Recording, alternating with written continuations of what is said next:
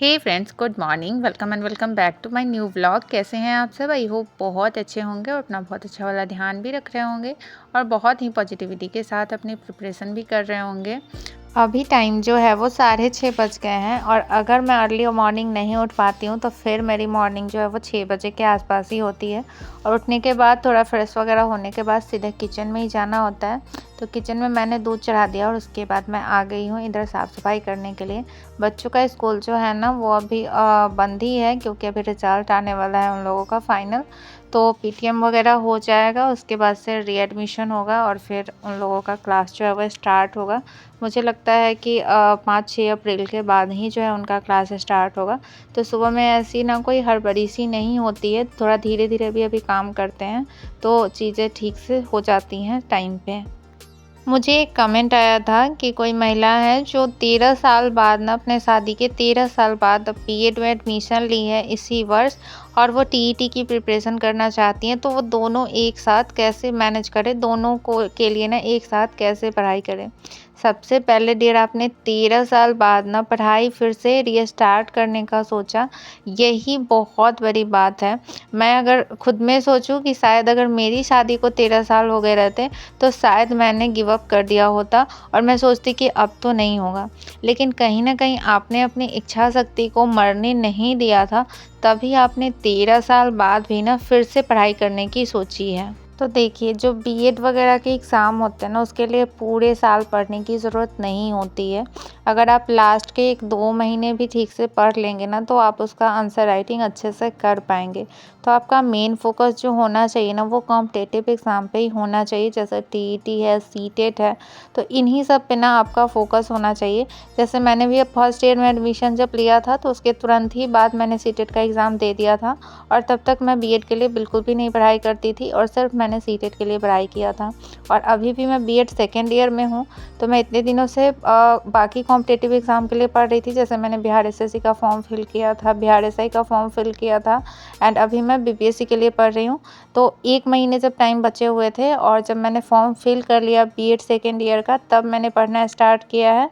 ज़िंदगी में ना कोई भी समस्या, कोई भी बाधा ना हमारी इच्छा शक्ति से बड़ी नहीं है। अगर हमारी इच्छा शक्ति होगी ना कुछ करने की, तो हम हर समस्या, हर बाधा को ना यूँ अपने ज़िंदगी से ख़त्म कर लेंगे एंड उससे लड़ के ना अपने लिए टाइम निकाल के हमें लाइफ में जो करना है, हमारे जो गोल है, हमारे सपने हैं, उसके लिए हम काम ज़रूर कर लेंगे।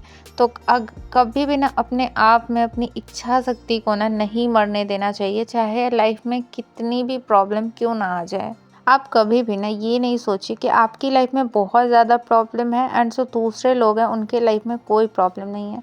हर किसी के लाइफ में ना बहुत ज़्यादा प्रॉब्लम है, लेकिन हर कोई जो है ना इस तरीके से प्रॉब्लम को देख के जो है वो चीज़ें छोड़ नहीं देता है। बहुत सारे लोग जो है वो प्रॉब्लम को फेस करते हैं, उससे फ़ाइट करते हैं और अपने लिए फ़ाइट करते हैं एंड ज़िंदगी में आगे भी बढ़ जाते हैं। और अगर आपकी लाइफ में कोई प्रॉब्लम नहीं है ना तो आप ये समझ लेना कि आपकी ज़िंदगी का ना कोई मकसद नहीं है, आपकी ज़िंदगी का कोई गोल नहीं है, बस आपकी ज़िंदगी ना चल रही है। हमारी जो लाइफ होती है ना वो हमारे हार्ट बीट की तरह रहती है। जब तक ऊपर नीचे होती रहती है ना तभी तक सब कुछ सही चल रहा होता है। अगर हमारी हार्ट बीट की लाइन जो होती है ना वो स्ट्रेट हो जाती है तो आपको ही पता है कि क्या होता है।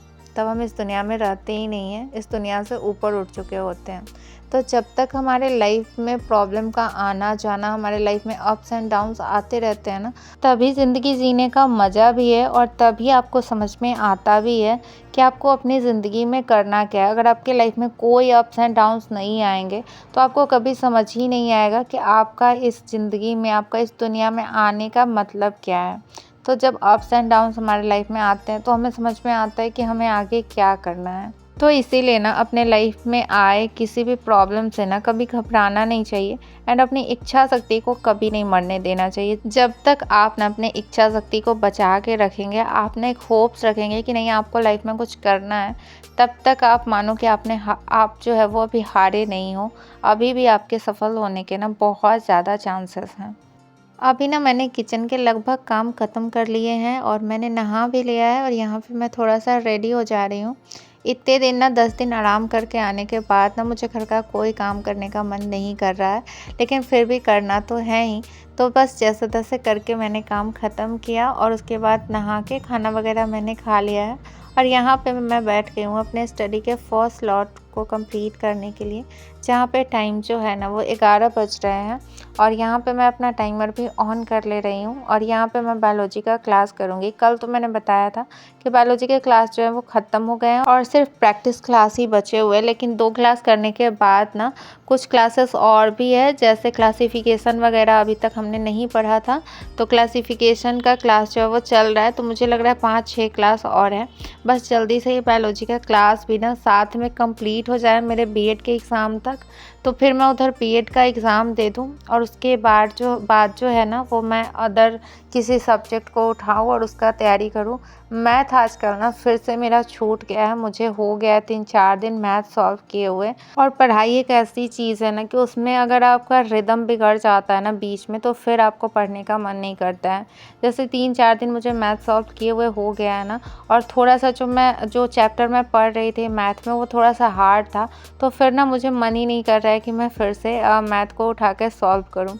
तो फिर मैंने अभी सोचा है कि अभी सिर्फ बायोलॉजी का क्लास कर लेती हूँ एंड बीएड के लिए ही पढ़ती हूँ। फिर से देखते हैं किस दिन मुझे और मन करता है फिर से मैथ को बनाने का, तो फिर मैं उसको मैथ को उठाऊंगी। इसीलिए क्या होता है ना कि पढ़ाई का जब रिदम बन जाता है ना, तो वो एक दिन भी छूटना नहीं चाहिए। अगर वो एक दिन भी बीच में छूट जाता है ना, तो हमारा बहुत सारा रूटीन जो है वो बिगड़ जाता है। यहाँ पे मैंने बायोलॉजी का क्लास जो है कंप्लीट कर लिया और फर्स्ट स्लॉट में लगभग मैंने 2 घंटे की स्टडी की है।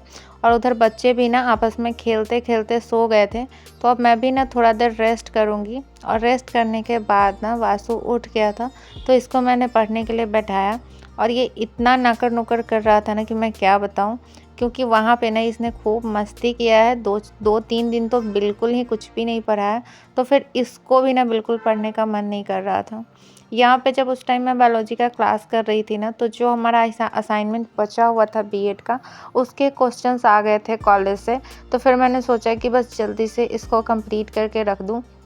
अभी ना मेरे मन में ऐसा हो रहा है ना कि बस जल्दी से किसी भी तरह ना बीएड का एग्ज़ाम जो है वो कंप्लीट हो जाए फटाफट, ताकि मैं ना सिर्फ़ और सिर्फ बीपीएससी टीआरई 4.0 पे फोकस कर पाऊँ एंड सिर्फ उसके लिए प्रिपरेशन कर पाऊँ।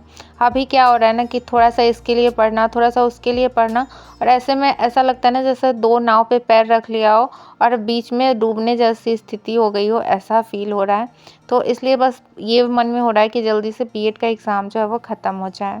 यहाँ पे ना आप देख सकते हैं मैं पढ़ाई कर रही थी और वासु जो है वो एप्पल ले आया, उसने प्लेट भी ले आया और उसने चाकू भी ले आया। सिर्फ मैंने उसको यहीं पे बैठे बैठे कट करके दे दिया। तो आपके बच्चे में ना अभी से आपको, अगर आपको अपने लाइफ में कुछ करना है ना, तो आपको बच्चों में ये छोटी छोटी हैबिट्स ना डालने पड़ेंगे, ताकि वो आपको परेशान ना करे। जैसे उसको एप्पल खाना था, तो वो उसने एप्पल उठा के ले आया, साथ में प्लेट भी लाया और चाकू भी लाया, ताकि मुझे उठना ना पड़े, मैं यहीं पे उसको कट करके दे दूं और वो खा ले। तो अगर आप एक हाउसवाइफ हैं एंड मदर हैं और साथ में आप किसी एग्ज़ाम की प्रिपरेशन कर रही हैं, तो आपको ना अपने घर में ये चीज़ फॉलो करना पड़ेगा कि आप अपने बच्चों को भी ना कुछ कुछ काम जितना वो कर पाए उनसे करवाइए। और इसमें कोई भी ना गलत बात नहीं है। बच्चों में काम करने की आदत होनी चाहिए, उनको कम से कम वो अपना काम तो वो ज़रूर धीरे धीरे सीखे। Green green green green green green colour, तो वो जॉम्बी होता है। अच्छा, तो तुम वही खेल रहे हो। अभी बच्चों का ना एग्ज़ाम हो रखा है, तो उनके ऊपर पढ़ाई करने की उतनी प्रेशर नहीं है, क्योंकि बुक्स वगैरह तो अभी आए नहीं हैं नए, तो वो लोग बहुत ज़्यादा अपना मस्ती कर रहे हैं, थोड़ा बहुत ही पढ़ाई करते हैं। यहाँ पे ना मैंने अपना असाइनमेंट के ना लगभग 2.5 क्वेश्चन कंप्लीट कर लिए हैं और अब मैं यहीं पे अपना पढ़ाई जो है वो बंद कर दूँगी। और अभी टाइम जो है ना वो 5 साढ़े 5 हो रहे हैं, तो अभी मैं थोड़ी देर के लिए बाहर जाऊँगी और वीडियो जो है वो अपना अपलोड करूँगी। एंड वीडियो अपलोड करने के बाद जो है वो शाम का नाश्ता एंड रात का डिनर बनाऊँगी, और उसके बाद मैंने सोचा है कि मैं आज ही इसको कंप्लीट कर लूँगी। यहाँ पे मैंने यही सोचा था, लेकिन मुझे पता नहीं था कि आज मम्मी पापा भी आ जाएंगे, तो मम्मी पापा के आने के बाद ना काम थोड़ा सा बढ़ जाता है, तो फिर मुझे रात में पढ़ने का ना बिल्कुल भी टाइम नहीं मिला। खाना वगैरह बनाते बनाते ही ना बहुत ज़्यादा टाइम हो गया और फिर मैं बहुत ज़्यादा थक गई थी। तो सबसे पहले रेस्ट करना ज़रूरी होता है कि अगर आप थक जाए तो सबसे पहले आपको ना अपने हेल्थ पे फोकस करना चाहिए। शाम का नाश्ता मुझे नहीं बनाना पड़ा क्योंकि ये बर्गर लेकर आ गए थे, तो हम लोगों ने वही शाम में नाश्ता कर लिया। मैंने शाम में सोचा था कि रात का खाना ना बहुत ही सिंपल, सिर्फ दाल चावल और आलू का भुजिया बना लूँगी जल्दी से और उसके बाद मैं बैठ के पढ़ाई करूँगी। तो यहाँ पे ना मैंने अपने जितना हम लोग हैं 4 जने उन्हीं के लिए सिर्फ हमने खाना बनाने का सोचा था। मम्मी पापा ना अभी तक आए नहीं थे, तो फिर इसके बाद ही मम्मी पापा आए, जब तक मैं चावल दाल चढ़ा रही थी। तो फिर मुझे उनके लिए भी अलग से खाना बनाना पड़ा, इसीलिए इतना ज़्यादा टाइम लग गया। तो ये सब ना आपके साथ होता रहेगा लाइफ में। अगर आप एक हाउसवाइफ हैं, एक बहू हैं, एक माँ हैं, तो ये सब आपके साथ चलता रहेगा। तो इन सब परेशानियों को परेशानियाँ नहीं समझना है। मैंने उधर ना दाल चढ़ा दिया और यहाँ पे मैं बैठ गई हूँ थोड़ी देर वासु को पढ़ाने के लिए। अभी क्या हुआ है, जो 10 दिन मैं अपने मायके रह के आई हूँ ना, तो उसमें ना इसको इतनी छूट मिल गई थी कि कभी मेरी मम्मी अपना फ़ोन दे दिया करती थी इसको, कभी मेरी बहन दे दिया करती थी, और इसने 10 दिन में ही ना जो फ़ोन देखने का चस्का इसके अंदर दिखा है ना, मैं क्या बताऊँ। यहाँ जब मैं रहती हूँ ना, ये इतना कंट्रोल में रहता है कि कभी भी फ़ोन के लिए ज़िद नहीं करता है। लेकिन मैंने पहले ही, अगर आपने पीछे का ब्लॉग देखा होगा तो मैंने पहले ही बताया था कि यहाँ पे इतना ज़्यादा मस्ती कर रहा है ना, और इतना ज़्यादा मेरा कोई बात नहीं मान रहा था वहाँ पे, कि मुझे इसको यहाँ ला के भी ना 2-3 दिन लग जाएंगे इसको संभालने में। और बच्चों के साथ ना यही होता है, अगर बच्चे को लेकर ना आप कहीं चले जाएं या अगर घर में कोई दूसरे मेहमान आ जाए, तो फिर इनकी बदमाशी ना देखने लायक होती है। इनको लगता है कि इस टाइम तो हमें कोई कुछ बोलेगा ही नहीं, तो फिर इनका जो है ना वो रियल रूप जो निकल के आता है। लेकिन अगर मैं सच बताऊं तो यही टाइम होता है ना, इसमें ना बच्चों को कभी इग्नोर नहीं करना चाहिए। यही टाइम है कि आप बच्चों को ना कंट्रोल में कर सकते हैं या रख सकते हैं। इस टाइम में लोग सोचते हैं ना कि अभी छोटा है, अभी छोटा है, अभी जाने दो, लेकिन नहीं, यही टाइम है जिसमें आप उसको कंट्रोल करेंगे तो आपका जो आने वाला फ्यूचर है ना वो ईजी हो जाएगा। नहीं तो बच्चे अगर अभी से इतने ज़िद्दी हो गए ना, तो आने वाले टाइम में उनको संभालना बहुत ज़्यादा मुश्किल हो जाएगा। तो इसलिए कभी भी ना बच्चे जो ज़िद करते हैं ना, उसको कभी भी इग्नोर नहीं करना चाहिए। चलिए आज के ब्लॉग को ना मैं यहीं पे एंड कर रही हूँ। आज का वीडियो कैसा लगा कमेंट में ज़रूर बताइएगा। अच्छा लगा हो तो प्लीज़ एक लाइक कर दीजिएगा, और यदि फर्स्ट टाइम चैनल पे विजिट कर रहे हो तो चैनल को सब्सक्राइब कर लीजिएगा। मिलते हैं नेक्स्ट वीडियो में कुछ नई बातों के साथ, कुछ नई एनर्जी के साथ। तब तक मुझसे जुड़े रहिएगा और अपना ख्याल रखिएगा। मिलते हैं नेक्स्ट वीडियो में। Bye bye.